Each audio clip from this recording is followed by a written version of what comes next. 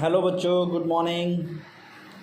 I hope you fit and fine and stay at your home.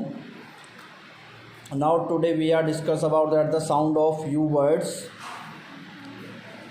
And last time we are doing the worksheet of sound of A, E, I. And today we are discuss sound of U words. Sound of U को हम कैसे पढ़ते हैं? How to read it? Then I will tell you. S-U-N sun.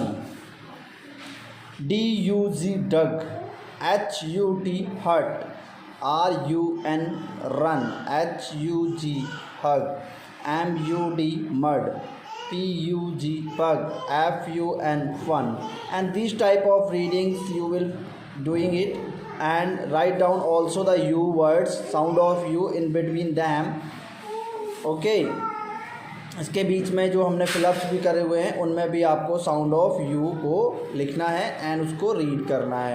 And today आपका English का work आज इतना ही है और आशा करता हूँ मैं आप लोग बहुत ही फाइनली तरीके से इसको कर लोगे। ओके बच्चों, और आपको हमारा सारा वर्क समझ आ रहा है, ये सारा वर्क आपको जितना दे रहे हैं वो सभी वर्क आपको समझ आ रहा होगा। ओके बाय बच्चों।